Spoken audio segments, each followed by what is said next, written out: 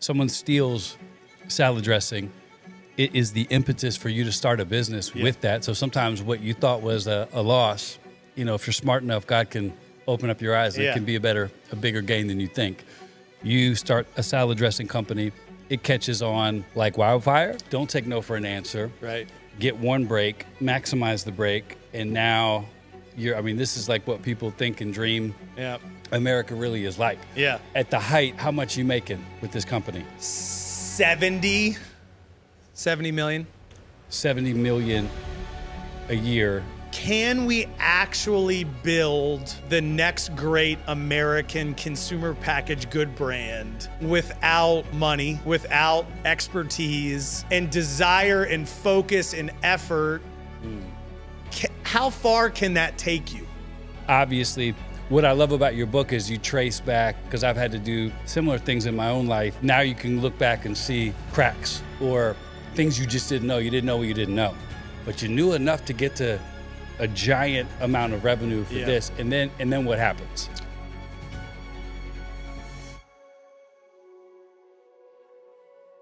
Hey everybody, this is Hector Guerrero with the Lights On podcast. I produce the show with Carl Lentz, and this episode with Greg and Carl is absolutely amazing. It's going to inspire you like crazy. But hey, what we're doing over here is we normalize vulnerability.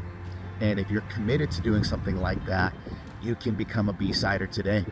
Download and subscribe to the BSIDE app as we continue, and we're committed to normalizing vulnerability and walking in a lifestyle that chooses to grow, chooses to walk in discipline and integrity. It's different than everything else is out here, and it's because we simply feel led and called to do that. So normalize vulnerability with us. Download and subscribe to the app and enjoy this episode. Love you. Peace. Lights on. My friend Greg Vedder. What is up? In the house. Yes. It's an honor to have you. You are an explosively fun, charismatic human. Thank you. And I've always wanted, whenever I can, to get around people that are doing things that are impacting the world and have a message that matters beyond today.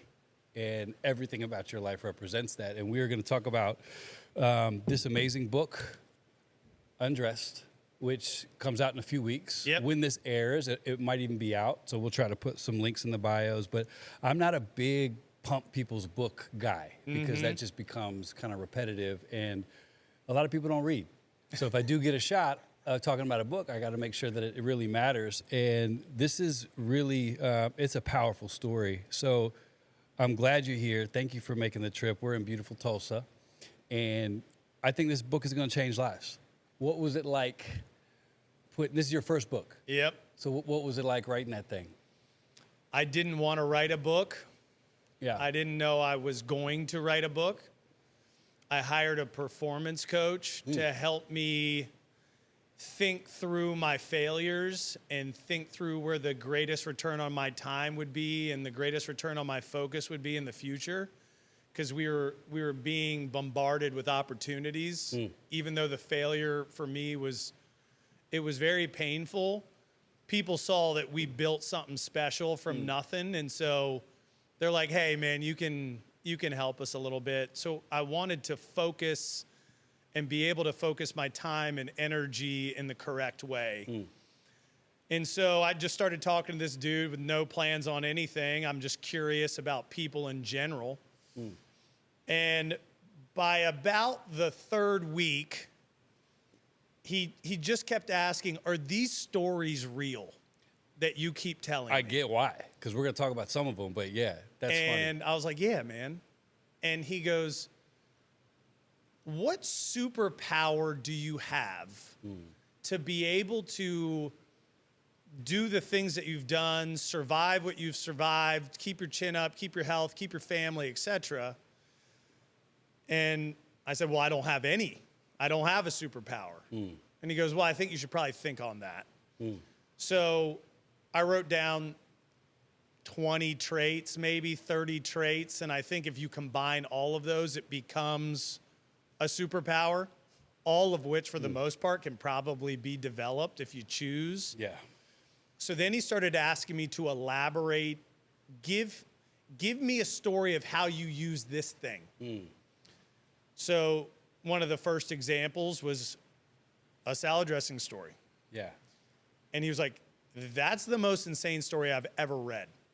He goes, write another one, and then another one, and then another one. And so by about 10, he goes, dude, I really think you should write a book. And I'm like, I'm not really interested in that. And he said, I spend 99% of my time convincing people to not write books because they have nothing to say that's going to help anybody. And they're doing it for their own ego and as a tribute to their own legacy that's not going to help anybody. Yeah. I think you should probably write a book. And I said, well, I'll think about it. So then every morning I just started writing. And if something came out, it came out. If not, I moved on with my life. By about 350 pages and a year later, I sent it to him. I said, all right, here's the 30,000-foot overview of the story. And then he goes, build out 4 chapters for real, like get gritty with it. And I go, all right.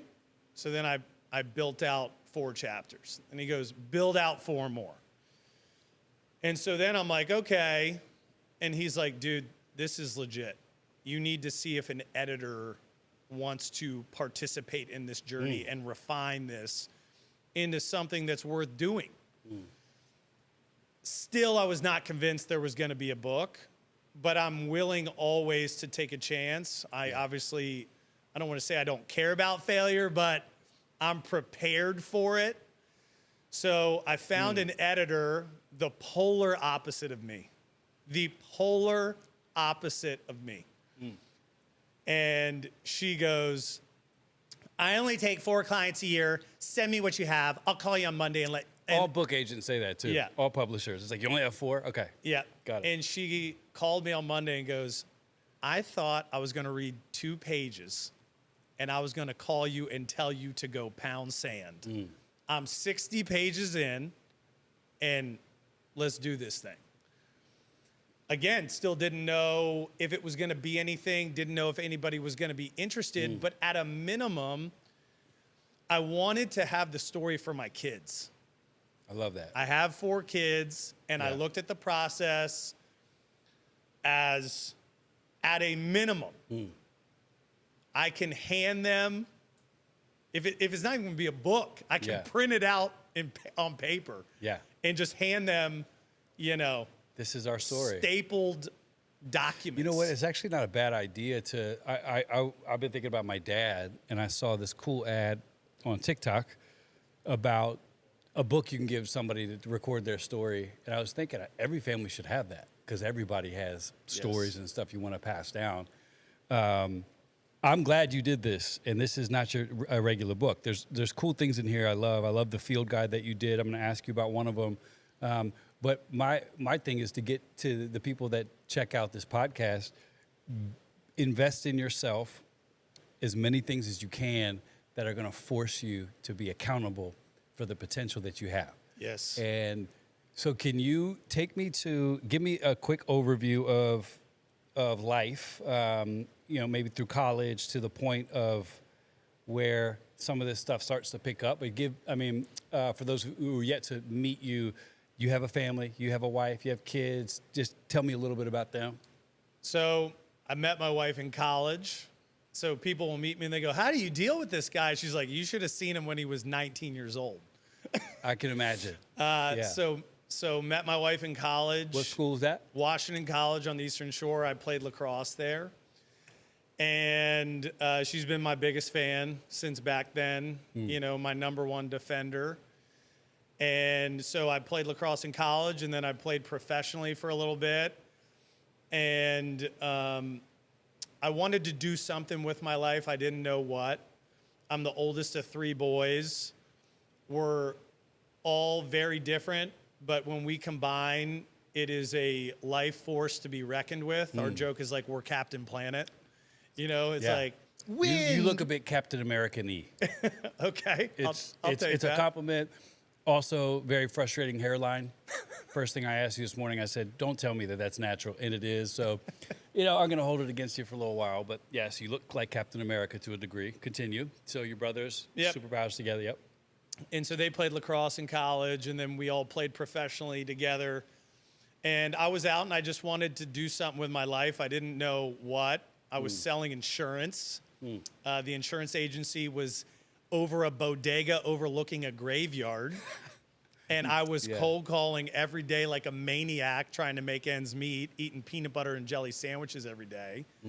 But I was on a mission, and I was going to make that work because I was deathly afraid of being a failure. And, I had a woman I had to, live into her expectations. She's kind of like, come on, big dog, you've got some gifts, you better execute on them. And so kind of getting into the origin story of the salad dressing company, I wanted to be a partner in this insurance brokerage. The guy told me no, it would never happen. I'm like, really? No? I'm over top of a bodega overlooking a graveyard, and I'm not good enough for that? Right. Well, then I'm going to do my own thing. So every day I would go home and I would stand on my head during my lunch break, and I would wait for an epiphany. And I did that for about 3.5 months every day. What does standing on your head do?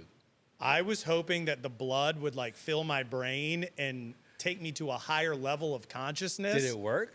I think it might have, bro. And I think we need to start standing on our heads more. It may have, but my mom made a salad dressing for me and my brothers forever. And it was in 2-liter bottles. She would give it to us for, the month. And so after I was done standing on my head every day, I would go downstairs, make a big salad, and the salad dressing was missing. And I'm looking through this little townhouse looking for this giant bottle of salad dressing. I cannot find it anywhere. And I don't want to call Genevieve. Hey, I can't find this giant billboard in our little townhouse. So finally, I convinced myself it's time to call. And she, hey, what's up, Greg? I'm like, did you take the salad dressing? No. Do you know where the salad dressing is? Well, maybe you should open your eyes and look. I'm like, I've been looking. Yeah. She goes, maybe someone took it. I go, someone broke into our house and took our salad dressing. Are you kidding me? And she goes, I don't know what to tell you, man. And just kind of hung up. And I'm like, I'm going to prove her wrong. I'm going to call some people, and I'm going to prove that that's the dumbest idea ever. I'm going to call her back and let her know. So I call this guy that I know does not eat salad, just to kind of prove my point. And I go, yo, man, did you take my salad dressing? I know it's a crazy question. And he's like, yup. Woke up this morning, was jonesing for it, knew the code to your house, hopped on my scooter, came over. Now I'm crushing a salad. And I'm like, are you kidding me? And I go, bring it back. And so I'm sitting there, and my brain's full of blood. I've been standing on my head. And I'm like, is this my moment? Is this the sign I've been waiting for? Is it salad dressing? What kind of man steals another man's salad dressing? So I called Genevieve back. I go, hey, our buddy stole it. She's like, typical, he would. And I go, I'm going to start a salad dressing company. Dead silence. And then she goes, it's the greatest idea I've ever heard, and that's going to work. And I was like, really? She goes, yeah. So that is the beginning of then what became this 15-year wild entrepreneurial journey. I mean, it's like a freaking Nordic saga, the highs and the lows and the... Take me to the highs for a second. So this thing starts to, just to fill in everybody on, so you start, someone steals salad dressing. It is the impetus for you to start a business with that. So sometimes what you thought was a loss, if you're smart enough, God can open up your eyes. And it can be a bigger gain than you think. You start a salad dressing company. It catches on. Like wildfire? So I needed to get it into, I needed to test first whether or not it had legs. So I had a very amazing business skill from selling insurance, and that is cold calling without any emotional reaction to rejection. I'm making hundreds of calls a day. Yeah. People are very mean on the other end of that phone. So I go, I'm gonna call some grocery stores and I'm gonna see if they're interested. So I start calling, and everyone's giving me a quick no, but it's not an educated no. At this point, do you already have it set up? If they do accept it, No, you know how you're going to manufacture it, no, how you're going to bottle it, I'm not a company. There is no name. You're just calling stores. I'm just calling, and I want to see if someone will take a meeting with me. All right. Got it. There's nothing. So after 2 weeks, I call this grocery store, and I say, hey, can I speak with the person that handles salad dressing? Everybody had told me no forever. They go, oh, yeah, you got to talk to so-and-so. I'm like, this is it. He gets on the phone. What do you want? I'll bet. I go, I have world famous salad dressing. You must try it. You have to carry it in your store. Give me a shot. He goes, meet me Friday at the grocery store. I'll try it. I call my mom. I go, you need to make the greatest batch of salad dressing that has ever been made in the history of salad dressing. And where is this? Where is this located? Like, where is this moment happening? So I'm in my townhouse. Maryland? This is Annapolis, Maryland. Okay, got it. Yep. And she goes, why? I go, this grocery store chain is going to give us a shot. You're not a company. We're not a thing. I go, I didn't ask for any of that. Nope. I said, make the salad dressing. Yeah. Make sure it's magnificent. I'll figure it out. I'll figure out the rest. So I go pick up the salad dressing. We don't have a bottle. We don't have a name. We're not a company. We're nothing. I put it in a Tupperware container. Crunchy romaine lettuce. I walk in. They call the guy over the loudspeaker. You have a visitor at customer service. This guy rolls in, looks like a former professional boxer. I was hoping it was going to be a big, like, slumpy dude that loves food, but this guy's serious. Okay. He's missing half his teeth, and he's like, where's the product? I'm like, oh, man. And so I whip out this Tupperware container. I go, you're busy. It's lunchtime. I brought you salad. Looks at me like I'm on drugs, takes this piece of wet lettuce out, licks it, and goes, that's the greatest salad dressing I've ever had in my life. You need to call the regional office. Oh, my gosh. So I said, why don't you call the regional office for me, and I'll show up to the meeting. Same thing. Go in, pitch him on it. Guy was from Boston. I walk in. He goes, you look like Tom Brady. What's up, man? He eats the lettuce, doesn't lick it, and goes, 200 pages of paperwork. Fill this out. I'll buy 4 cases from you for the grand opening of our new Annapolis store. That's all I'm committing to. So I'm like, well, now I got a shot. 4 cases is nothing, but it's a shot.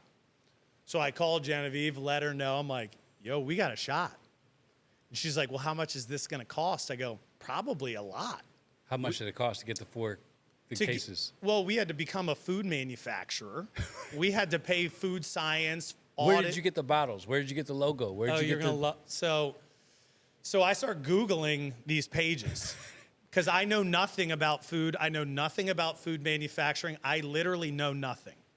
The first page I go home, I had to Google what the words meant. So then I could Google what the answer should be. And then I'm just printing the answer like it's my answer. And I'm sending it to them, waiting for them to go, dude, you took this from Hidden Valley Ranch or something. Right. And they never did.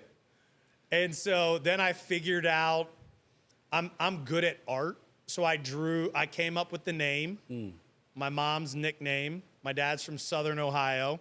My mom's from Northern Virginia. He takes her to a wedding, and her name's Teresa. and his cousin Mary Henry was being married. And he introduces my mom to his older brother. This is my girlfriend, Teresa. And he goes, not in these parts, it ain't. Your name's Tessie Mae.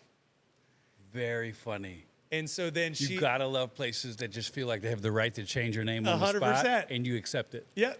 And so when email first came out, then that was always her email address. Tessa Mae. It was Tessie Mae at whatever her email was. So as I'm trying to figure out the names for this company, I'm coming up with horrible names. Horrible. Three Brothers Salad Dressing, Lemon Zingers, Yeah. Greg's Own. And I'm just like, these suck. And then I wrote Tessie Mae's Organic. And I go, that sounds like I'm real. And so then I drew out the label, and I'm like, that's our name, Tessie Mae's. I'm gonna draw out the label, we're gonna get it. And then every page that had to be filled out was its own adventure. And I was just hell-bent on not taking no for an answer. So it didn't matter what anybody said to me. I was unbelievably nice about it. And the first thing I said to every single person was, my life is on the line. I have an opportunity to start a company. I need your help. I will do anything for it because I know nothing about anything. And what I actually said was, I don't know shit about shit. Yeah, So well said. please help me. And every person helped. And so I took probably I know, because we're launching a different company right now, that process takes over a year. Yeah. I got it done in 80 days. And I was on a mission. So 4 cases. 4 cases. What happens to the 4 cases? Grand opening happens. A crowd is building up outside of this grocery store like the Beatles are in a hotel. Did you ever picture in your wildest dreams that the most suspenseful moment of your life would be at a grocery store waiting to see if people are going to test your salad dressing when you were like lifting weights, being a professional lacrosse guy, looking like a Tom Brady Navy SEAL? Did you ever think that would be a moment where your whole life kind of hinges on it? No. And so the crowd's building. I've got a table. I've got all these little cups of lettuce. I'm wearing an apron, right? I've got everything. I've got recipe cards. I've got brochures on the story. I'm just the most innocent salad dressing entrepreneur that's ever lived. And the doors open. People rush over. I'm telling the story, hey, please try my salad dressing. And we sold all the bottles in 30 minutes. And so I go to the director of the East Coast for produce because the original dressing was refrigerated. I go, hey, man, we're out of dressing. He goes, there's more in the back. I go, no, I sold all the dressing. And he goes, you sold 4 cases of salad dressing in 30 minutes. I go, yeah. He goes, go get more. I go, I got to go make more, dude. It took me 9 months to get these out. And you told me that was for the month. That's how much normal salad dressing companies sell in a month. So he goes, well, go make more. I'm like, I was making it at a rib restaurant when they closed at night. So I had to wait for a rib restaurant to close. This is amazing. Yeah. I made the dressing at night. Same thing happened day 2. Then we ran out of the bottle we had bought because that was for 2.5 months worth. So then I had to find a new bottle, change the label, all within like a 4-hour period. So I found this bottle distributor in Baltimore. I call the woman. Her name was Kathy. And I'm like, I need an 8.5-ounce rectangular bottle with a cork. Smart. She goes, ain't nobody got a rectangular bottle with a cork. I got a 10-ounce beer bottle you can have. I'm like, people are going to know. She goes, honey, ain't nobody going to know about no rectangular bottle. And I go, all right, I'll take the 10-ounce beer bottle.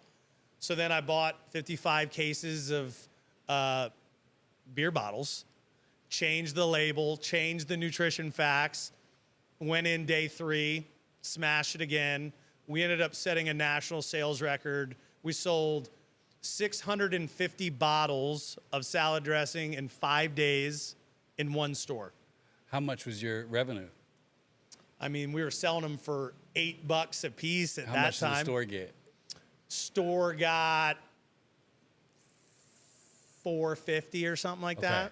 Okay. And so I was like, okay, this may work. And so now let's see if it can sustain itself beyond one store, beyond a grand opening.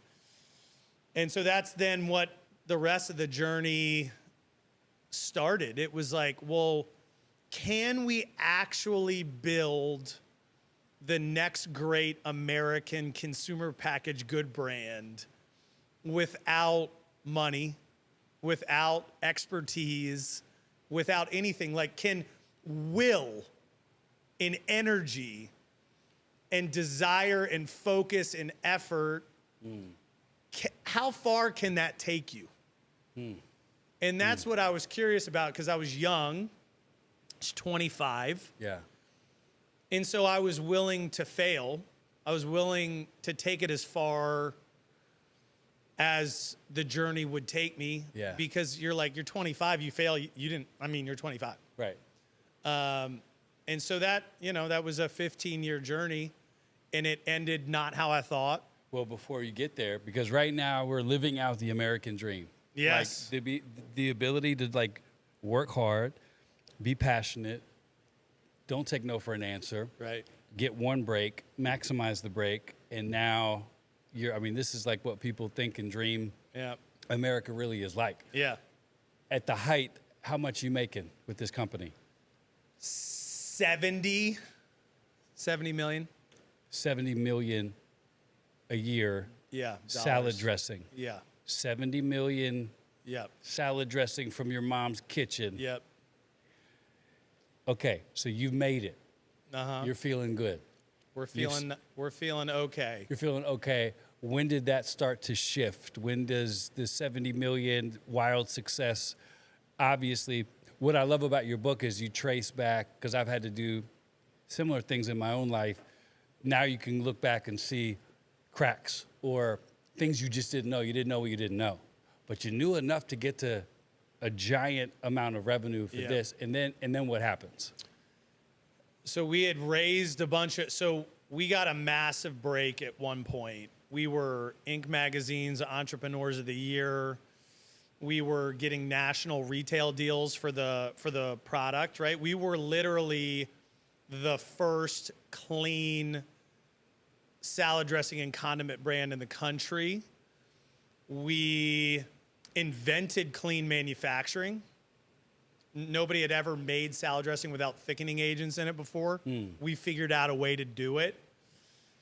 And so along the way, we were kind of 3 years ahead of the clean eating movement. So we were always having to convince people this isn't a fad. Right. Great tasting clean food is not going away. People were not convinced. So we're raising money from friends and family. We're raising money from high net worth individuals. And so, the cap table's getting bigger and bigger, and expectations are getting bigger and bigger.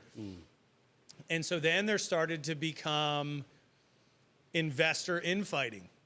And I think we should do this. Another investor group thought we should do that. And they all started battling like nobody had ever battled. So it starts to get complicated. Gets very, very complicated. It becomes the main focus of the executive team, which is lawyers and defending lawsuits and defending hostile takeover attempts and things that you literally cannot believe. If I'm going to take my mom's pasta sauce and I'm going to take my dad's famous whatever. And you're like, why would anybody care this much? Yeah. And so what happened was the only way we could get people to come together, they said, we want to sell it. And so this is right after COVID. This is right in the middle of the supply chain crisis, Yeah. which was bananas. We navigated COVID well. The supply chain crisis was a whole other animal. And so people are like, you need to sell it now.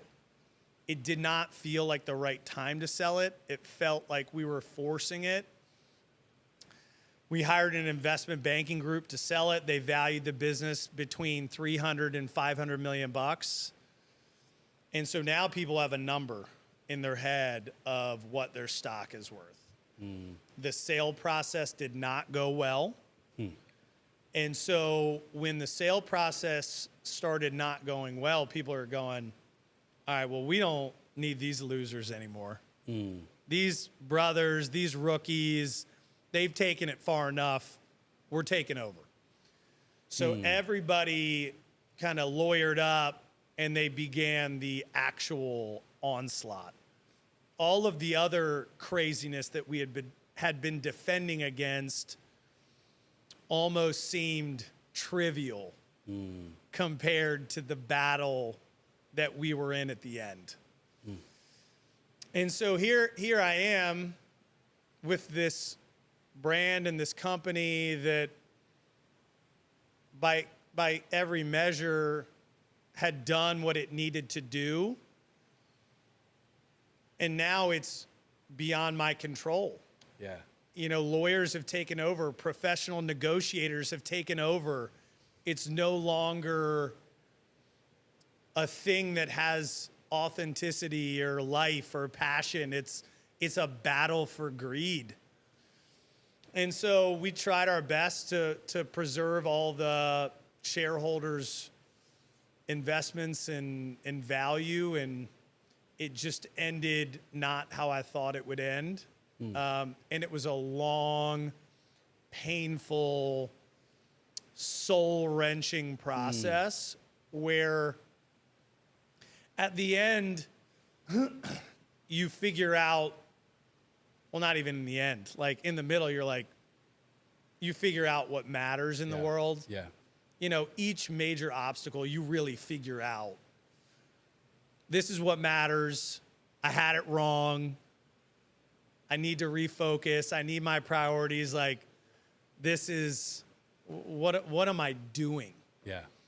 And so then it ended with us basically giving it away for free almost to a PE group that doesn't care about it at all. And you're left with the end of a journey. And so then you figure out, well, what am I supposed to do with this? So where does the end, you sell it, you are where financially yourself? So not in a great spot, Right. For But- sure. but you- Every dollar I had, I put in it in the end to try and save it. Every dollar. Right. Refied my home. Brother refied his home. Every freaking dollar went into saving it. And so we received a gift from God, which was during the sale process, one of the divisions was losing money hand over fist, and nobody wanted to buy it. And there was all of this debt and all of this liability, and it was making the dressing brand unappealing, I guess.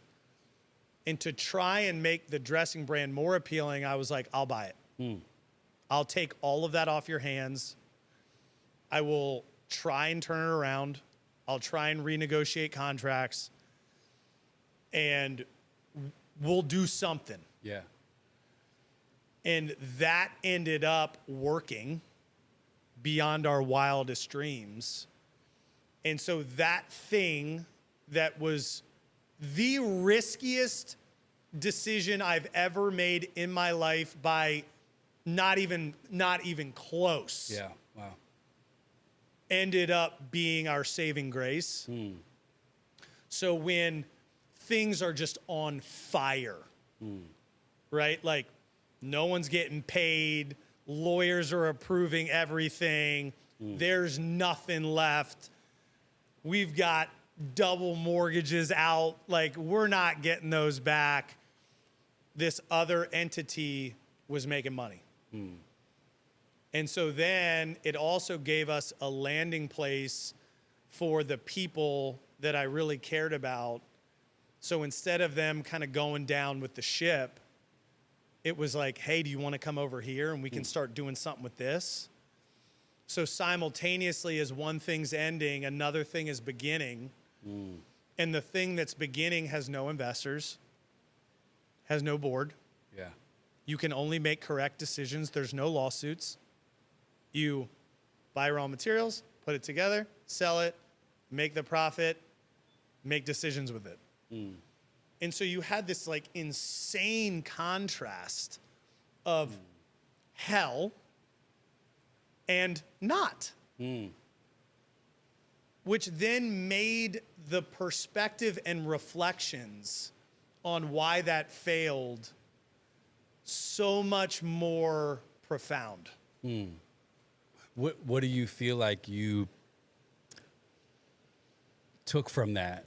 I know there's a ton, but what were some of those lessons that, I mean, the rest of this story, you know, you get up from this failure and you're still dreaming, you're still alive, you're still making an impact. You can only do that when you look back at your failures and try to gain from them. Yeah. A lot of people, I think, fail at things and they just try to forget about it when there's really valuable. I think you can learn a whole lot from losing. A lot. I think it's the only way you learn.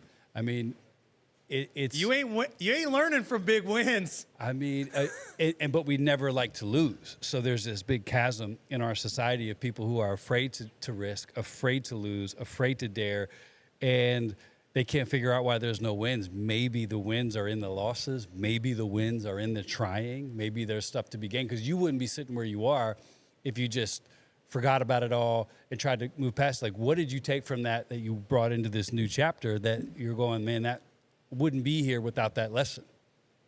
There's an amazing quote by Joseph Campbell. The treasure you seek the most is in the cave you fear to enter, I believe, or the cave you fear to enter holds the treasures you seek. It's something like that, and it's true. Because I think that the treasure or the wins, you only get them after you have been tested to the max. And I honestly believe it's God gives you what you can handle. And so if you can handle those failures well, I think he goes, all right, I'm going to give you a little bit more. We're going to find where that edge is. Well, on that, I love always breaking down really bad Christian myths. So you've heard sweet people say, you know, God gives his strongest battles to his toughest soldiers. That's just not true. It's not true. God never said that. The Bible doesn't say that. That's just stuff that we say, well, I must be a tough soldier. In fact, God does the opposite. If you're in it, it means you can handle it. So a lot of people, God won't give you anything you can't handle. It's like, well, if you're in it, you're right.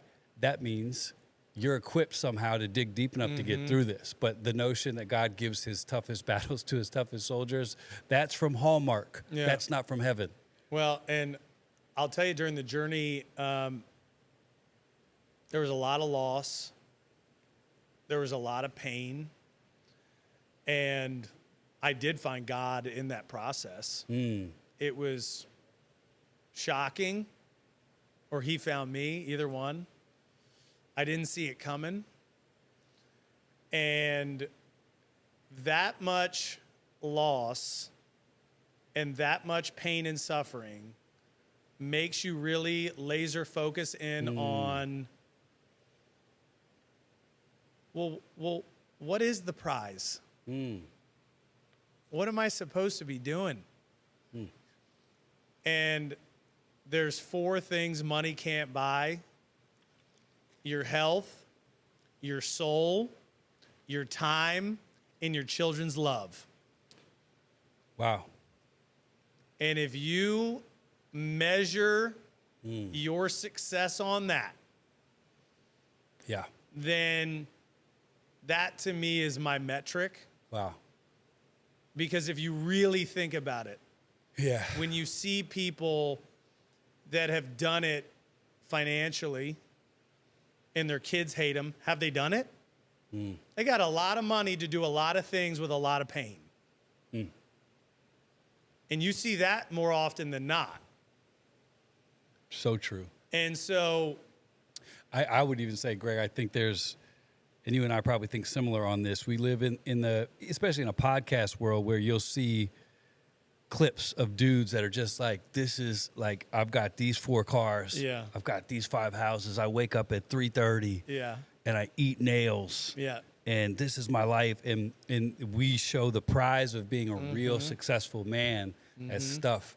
I am looking forward to the new chapter of life for many where I'm interested in people flaunting their wife's health, their relationship with their kids, Yep.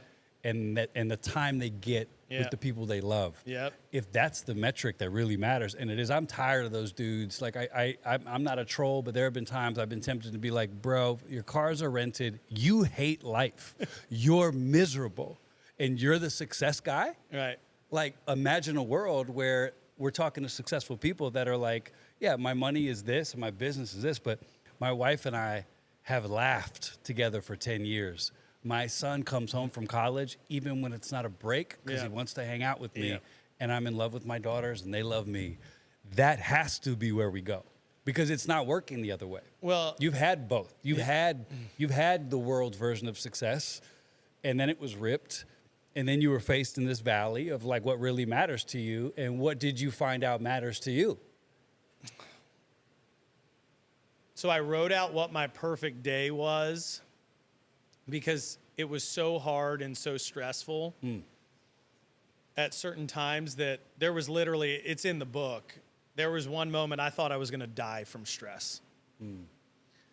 What did that feel like? Like, what is a day in the life of somebody who's dealing with that stress? What did that look like? What did it feel like? So much uncertainty, no control.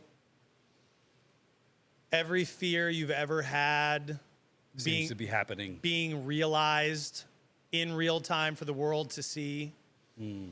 Everything you thought you valued, which had no real significance, being exposed. And then you're so broken that then the things that you really do need to still take care of, you still need to lead by example for your family, you still need to show up for yourself and your spouse and your my brothers and my parents. You can't give them what they need. You're not at 100%. You're barely hanging on. So you've known that life, because as I experience you now, you're so full of life. Like, you're just so full of passion. So to imagine you so stressed you can't function as a dad, it just doesn't even, you don't seem like the same human.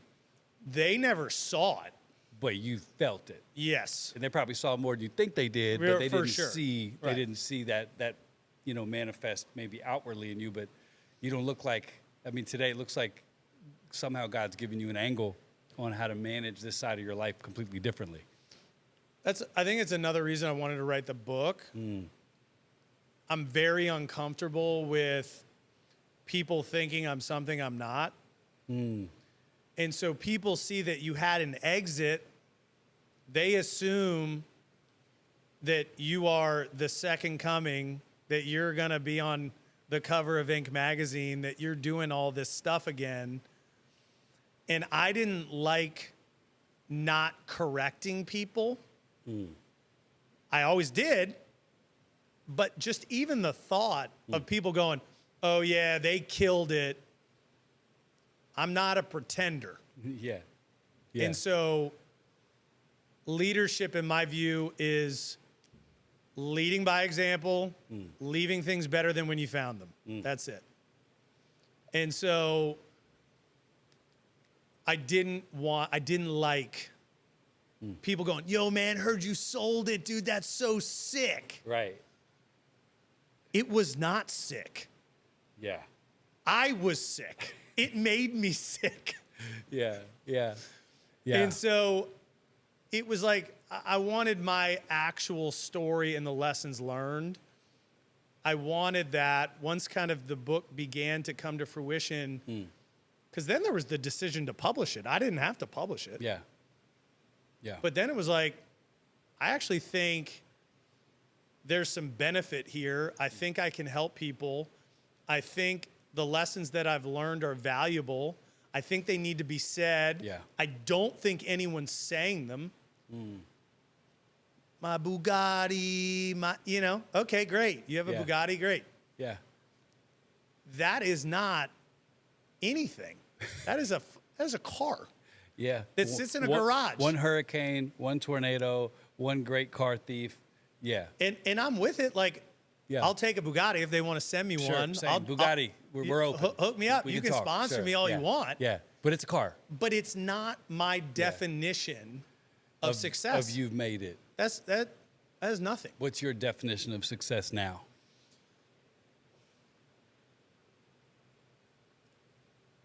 Owning my time, the precious present, being there for my kids. So I wrote out my perfect day, and it's pretty simple. It's like, wake up super early, and I know you don't like waking up as early as I do. We're going to talk about it. We're going to get you on it, because this is why I do it.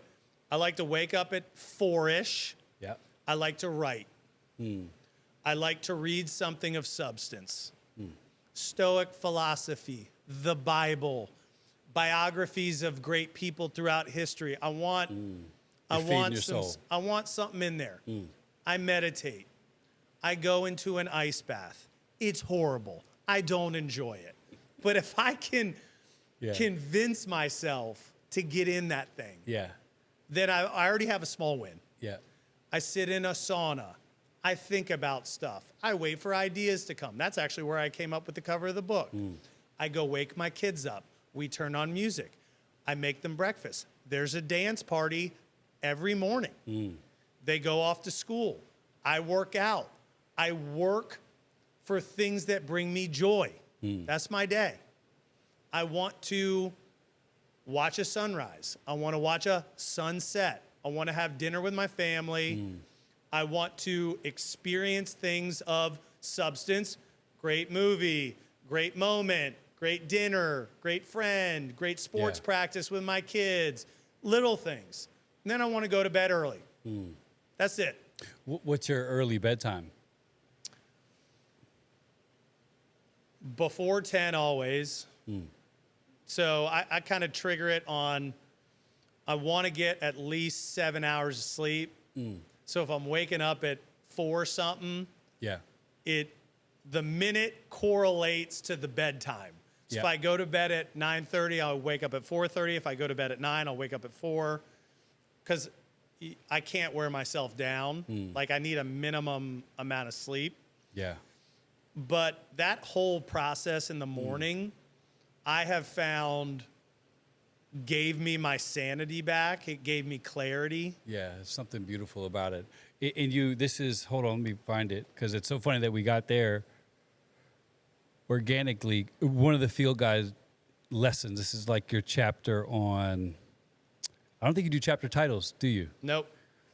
You need to keep moving forward. And what you need to know, and this is a great idea for those who are authors. Anytime you can give people in a book a practical way to make it happen, but you say what you need to know: prepare to win the day every morning. So I do get up early. I always, like, I've spent my life searching for successful people that don't have great morning routines, just so I can get one. And I've never found one. I'm 45. I have never found somebody who really has the metrics I love that doesn't own their morning. Yeah. So it's a bummer for everybody listening. At some point, you're going to have to reckon with the morning, but that really sets the table for you as a human, is winning that morning. And I almost feel like if I win the morning, I've conquered the world by noon. Well, you have.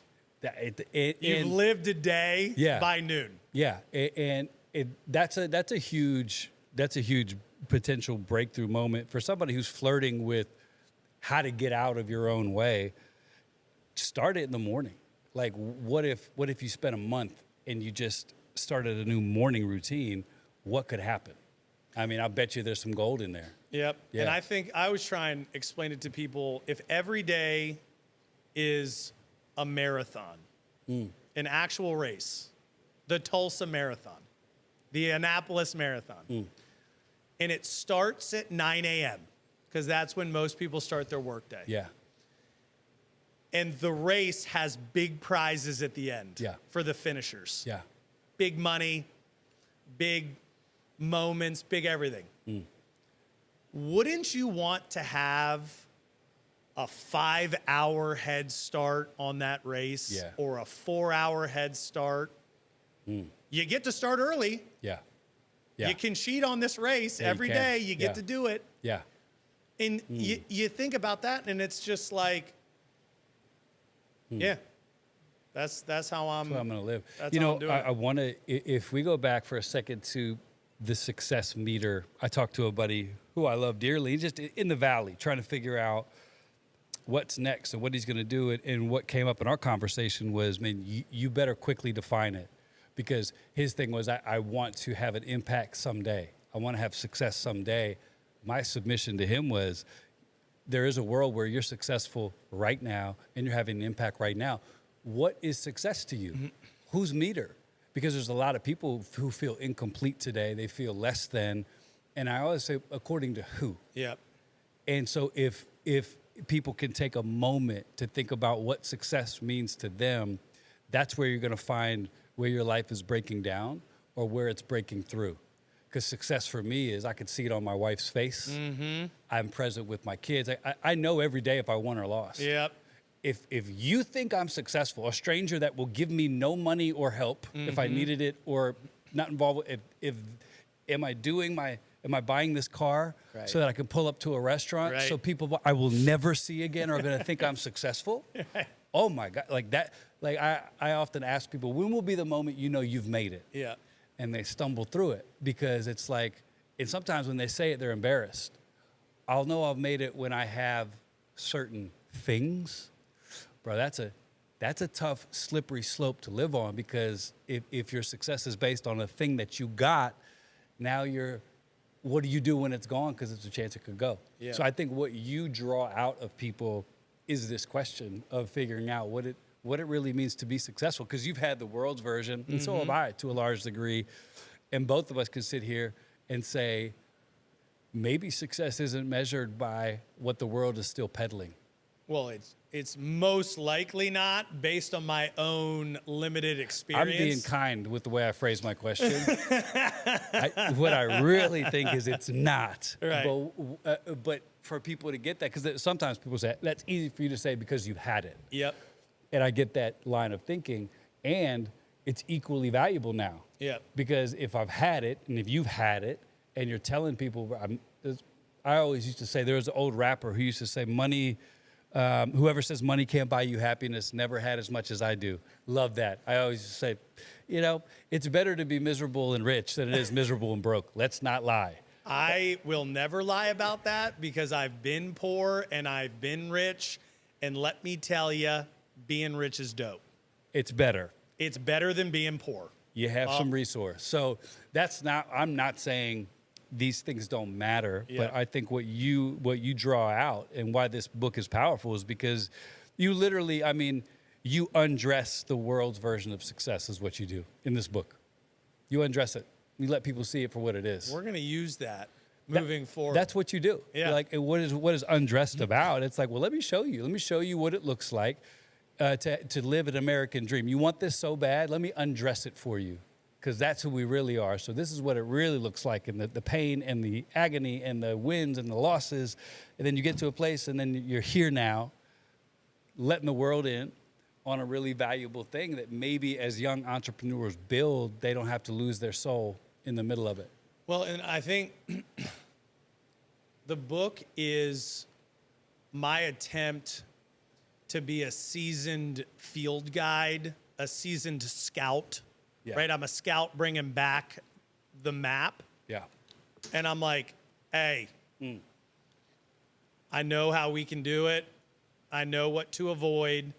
And here's everything you need to prepare for. Yeah, that's brilliant. Right? So you're going to need matches. You're going to need a compass. You're going to need boom, boom, boom, boom, boom. And I think the most interesting part, because the book is not to not do it. The book is to do it, but the outcome or the goal you're aiming for, you don't realize it yet. That's not it. Right. The journey is going to test you. It's going to push you to your limit. And every time it does, that's the reward. Every time you overcome something, every time you figure out a new way, every time you break through the barrier of the angst that's in you, that's like, I'm too embarrassed to stand in a grocery store and hand out samples to my peers, but then you do it, you get to look at the world differently.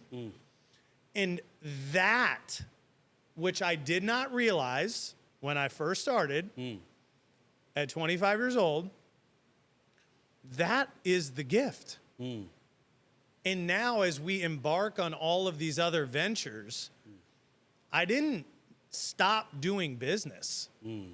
I do more of it. But I do it in a much different way.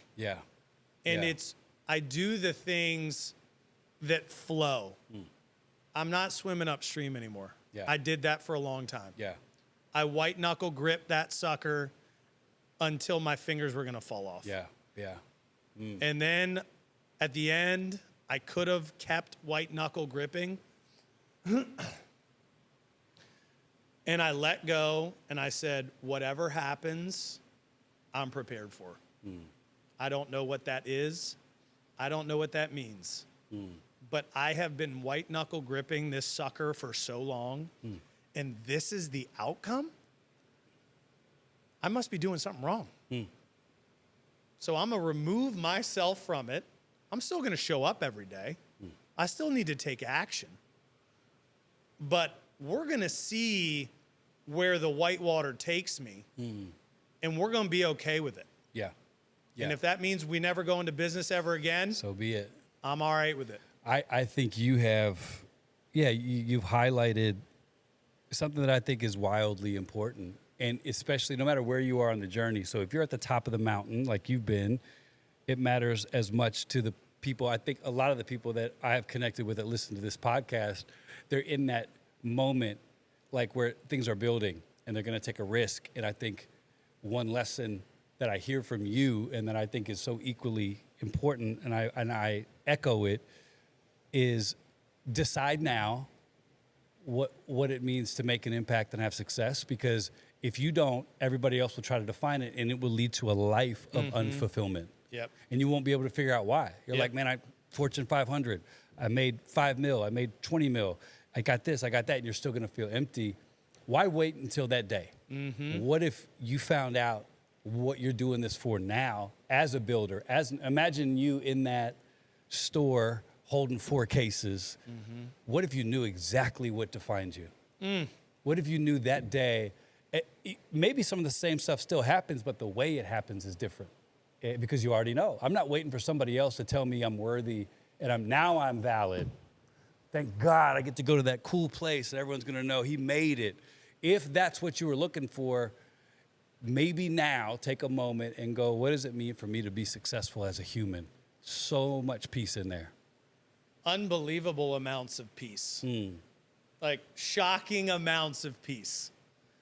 And the craziest part is when you find that peace, you move into a flow, you get into a different vibrational frequency. And everything you ever wanted happens over here. Exactly. Almost like you accidentally happened. Right. And so it's like, but it will never happen over here. Because you're on the wrong vibrational frequency. This one here. Health produces health. So it's almost like a byproduct of just doing what you know is right for you, and all of a sudden you're producing in more than you ever were as the wrong you. peace. Who would have thought that one of your strongest messages out of that hectic story would be, you're a guy who's walking in some peace right now? I am. It feels amazing. Yeah. I mean, I would probably say this past year, not a year, past 6 months for sure. Because the whole former business, it's over. Documents were signed. Yeah. Closure happened. It went away. It's over. Everything else came to fruition and was continuing to get more and more and more in focus. And I have peace. And it's an unbelievable amount of comfort to know that I can survive almost anything. I've maintained my health. I've maintained my children's love. I found my soul. I have my time. I have all of these things that are my measures. And now I get to talk about the lessons that I learned, which, mind you, everybody, when they're smashing life, wants to go talk about. They want to sell that book. They want to sell the Smashing Life book. Right. I know I did. Yep. I know everybody does, because Yep. that's what everybody sells. Here's how to smash it. I think you'll learn how to smash it, but in a completely different, it'll be in a different paradigm, Yeah.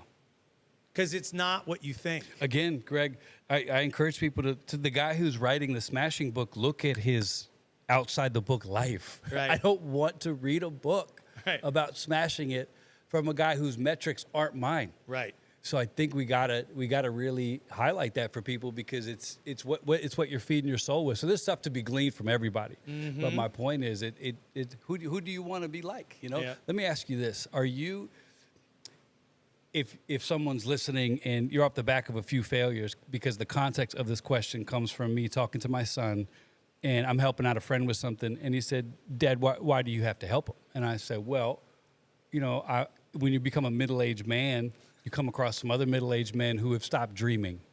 They've now given up and they're in survival. And I don't believe that's God's call for people's lives. I just don't. I Yep. don't care what you've been through. I believe there's something dynamic in every single individual I agree. that God can breathe fire on, and it can change the world. We're all called to that. It's going to look different, but everybody has that spark in them." And Roman said, "Well, what happens when you become an older guy?" I said, "Well, some stuff doesn't go well, and you stop getting up. When you're young, you know, you get knocked down, you pop back up, I'm ready to fight. But when you get older, you're like, I don't know, man. Like, Yeah. I'm just going to." And so we're talking about that concept. Can you speak to those men and women who are like, cool story, it's just, the die has been cast for me. Yep. You know, I'm just going to try to make it. And now their life went from something that you've described, peace, presence, consistency. Now it's just like, I hope I live a decent life. What do you say to them about the dreams in their spirit and it would appear that failure has stood in front of them for too long? I think every person has the ability to realize their potential on any given day. And it just comes down to reps. Reps, reps, reps. If you decide today that you're going to figure out your calling or figure out your new goal or change a new habit, don't stop until it's done, but do it in digestible little bites. And it can be anything, right? It could be waking up. Set your alarm 5 minutes earlier. It's great, yeah. Every day, 5 minutes earlier. If it's a business, keep going. Ask for critical feedback. Pay a little bit of money to an expert or a consultant. Give them your 2 cents. Go and start taking risks and being very uncomfortable, because you are going to begin to develop new muscles in your brain Yes, yes. and in your heart Yeah. and in your soul. And then you're going to slowly but surely begin to look at the world way different. And I tell my kids this, just do 1% more. Yeah. Yeah. And I was talking to my son about this. And he's talking about like, well, when am I going to be this and that and this with sports? I go, dude, let's just imagine it's push-ups, right? Yeah. If you do 1% more every day, you're going to be 365% better in 1 year. So if you can do 100 push-ups today, tomorrow do 101. That's all I'm asking. And if you can take those little things and make a game of it, this should not be unbelievably painful. This isn't a 39-degree ice bath with jets coming in your back like I get in every day. Right. Yeah. You got an idea? Ask somebody what they think. Yeah. Yeah. You want to get in shape? Do one thing you didn't do yesterday. It's digestible. And I think we look at somebody that has built a giant thing and we go, well, how am I going to build a $100 million thing? It started off as a $1 thing. Yeah. Take your freaking chances with giving it a shot. Yeah. What time we at, Heck? Good Lord, I could talk to you all day. All right, let me hold on. I got to.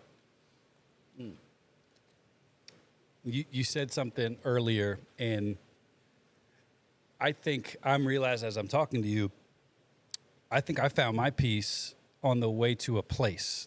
Meaning, so some people think when you get to a place in life, there's your peace. I think there's a hidden trick where God is so good, where you find peace on the way to that place, and then you get to the place you're like, I've already gotten some truth here. Like for me, we came to Tulsa and on a journey of whatever, and on the process of doing what's right, there's peace.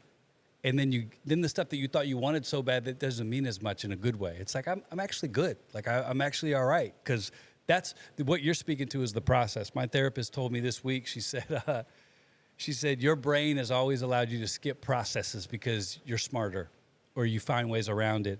And even for me, therapy is a process. I said, today was a struggle because I know the answers you're going to give me. But I'm still here. And she said, because you believe in the process. I said, you're exactly right. In the past, maybe I don't do that. I'm like, I'm not going to talk to my therapist because I know exactly what she's going to say. Well, that didn't work for me because what I didn't realize was I was skipping the beauty of the process in some areas of my life, and eventually it will catch you. What you have painted this picture for me of this beautiful process of becoming who you're becoming today, and it's a thread through the success, like the salad dressing thing, the next success, but it's the Greg that's becoming. That's where you find peace. So I think it's one of my hopes for people is to remind them it might not be a destination, a job, a money amount. What if the beauty of this life is in the process of becoming? Because that's what I hear in you. It's like this beautiful process has made, the stuff that you're doing is great. It's awesome, but who you are is not really attached to that. Right. I think it's beautiful. Yep. Give me one, speak to for a second the people that have given up. And these aren't the people that are flirting with getting it done like we talked about, but somebody's listening today and they're overlooking a graveyard. They're making cold calls from a bodega. They don't have anybody to help them out. Right. They don't have access to whatever. Like, ooh, it's just them and Greg. Yep. And they don't know if they got what it takes. I would say, that old adage, a journey of 1,000 miles begins with a single step. I always look at things like, what's the worst that's going to happen? And with the book, like a year of my time, an editor that costs money, Right. Worst case scenario, I give it to my kids. It never gets published. Yeah. And so it's like, okay, what's the worst that's going to happen? If you decide to do one thing and the answer's no, and? Let's go. What if the answer is yes? What if the answer is maybe? And so I truly believe that action creates action. That action creates more action that turns into momentum, that turns into a life force, that turns into a journey or a life force or whatever it is that then cannot be stopped. But it's these micro moments where you need to say yes. I almost didn't do or move forward with the salad dressing company. We were in 16 stores. I'm in Princeton, New Jersey. It's raining. I'm eating food by myself in the rain. I'm looking for a sign. I Google Princeton. Where's that school? 1 mile away. I go, I'm gonna go check that out. See what I could have become. So I'm walking through. I get lost. It starts pouring. I don't know where my car is. I don't know anything. I walk over this bridge, and again, I'm like, should I do this? What am I doing? Why am I in New Jersey? Why is it raining? Why did I not work harder in high school? I could have gone to frickin' Princeton. Probably not, but you never know. And I walk over this bridge, and there's this giant piece of stone with yes, with an exclamation mark in it at the bottom of this bridge. Wow. And I sit there, and I stared at it in the rain, and I go, no matter how hard this journey is going to be, I'm going to do it. Yeah. And I'm going to figure out how long it takes or where it goes. I'm just going to go until it's over. And that journey can be 1 week. But if you start taking that mindset of being okay with failure, being okay with getting stuck in the rain, being okay with being lost, and you just go, I'm just going to go until it's over. I'm not going to quit. See it through. I'm not going to convince myself to leave or turn back or whatever. Just go until it ends. You don't know what's waiting for you. You have no idea. And that, to me, that's what life is about. I don't know if I realized it back then. I know now that's what it's about. You take it until the end. You're a blessing, my brother. In this book, Greg Vetter, Undressed, can't recommend it enough. I think it's a piece of dynamite. And I pray that this gets to the hands of people that need it, and I know it will. And thanks for your giant, bright smile, for your spirit. I think that as you get this book out to people, there are some books where I think there's two types of writers that I like to read, and they're dangerous for the best ways. There's a dangerous writer who has his whole life depending on that book. And then the other dangerous writer is the guy who doesn't need a damn thing. These two authors are dangerous. It's the professionals in the middle that start mailing it in, but you are the latter. You're doing this because you love people. Yeah. And I think it's going to be something where you look back someday and you had no idea how many people maybe got out of a grave and started to dream again. So thank you for doing this pod. Thank you for having me, man. Thank you for doing what you do. Shout out to our boy Latney Mead, who Let's go, Latney. Hooked us up. But it's a pleasure. You've impacted me already, and I look forward to seeing what God does with you, my brother. So, thank you. Lights on.